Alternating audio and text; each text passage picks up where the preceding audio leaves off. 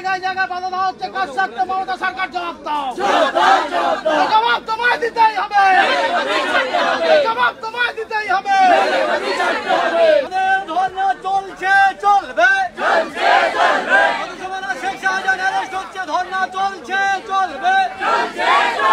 বন্দে মাতরম, বন্দে মাতরম, ভারত মাতা কি, ভারত মাতা কি। অবিলম্বে শেখ শাহজাহানকে অ্যারেস্ট করতে হবে, অবিলম্বে শেখ শাহজাহানকে অ্যারেস্ট করতে হবে।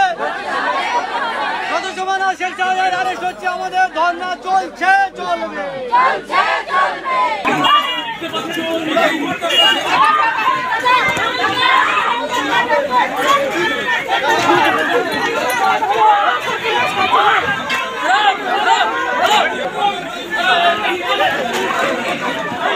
যেভাবে আমাদেরকে টেনে হেঁচড়ে নিয়ে আসা হলো, দিদির উপর দিয়ে পুলিশ চলে গেছে, পুলিশ মারিয়ে দিয়ে চলে গেছে দিদির উপর দিয়ে। তার পা এখন ভেঙেছে না, চির ধরেছে, এক্সরে করতে হবে। দেখুন এই পুলিশ এটাই পারে, শুধুমাত্র অপোজিশনের উপরে, বিশেষত বিরোধীদের উপরে, বিজেপির উপরে এই ধরনের অত্যাচার করতে পারে, বাকি কিছু পারে না।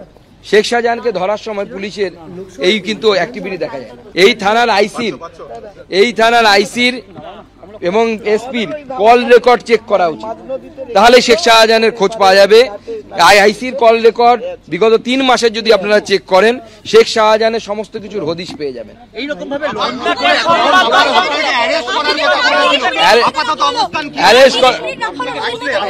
অ্যারেস্ট করা হয়েছে, নদীর মাঝখানে নিয়ে গিয়ে রাখা হলো, মিডিয়াকে আসতে দেওয়া হলো না। এখনো চেষ্টা করা হচ্ছিল যাতে মিডিয়ারা আসতে যেন না পারে। আমাদের কর্মীদেরকে আটকে দেওয়া হয়েছে, আমি আমার কর্মীদেরকে না নিয়ে এখান থেকে যাচ্ছি না। আমার কর্মীরা এখানে আসবে, তারপরে তাদেরকে নিয়ে আমি কলকাতা। মহিলা পুলিশকে ব্যবহার করে বিজেপি নেতাদেরকে ঘিরে ধরার, ঘিরে ফেলার, এটা একটা নতুন পলিসি পুলিশ নিয়েছে। যবে থেকে রাজীব কুমার এসছে, আরো এই বুদ্ধি, সব নতুন বুদ্ধি শুরু হয়েছে। উনি তো এইসবে এক্সপার্ট আর কি। অ্যাবসকন্ডিং ছিলেন একসময়, পুলিশ অফিসার হয়ে অ্যাবসকন্ডিং ছিলেন, তাকে সিবিআই খুঁজে বেড়াচ্ছিল, ধরতে পারছে না। আমার তো মনে হচ্ছে এত ভালো অ্যাবসকন্ডিং যখন তিনি ছিলেন নিজে ডিজি, সেই সময় আমার মনে হচ্ছে এই যে শেখ শাহজাহান এমন অ্যাবসকন্ডিং, এই বুদ্ধিটা মনে হচ্ছে ডিজি দিচ্ছে তাকে, শেখ শাহজাহানকে।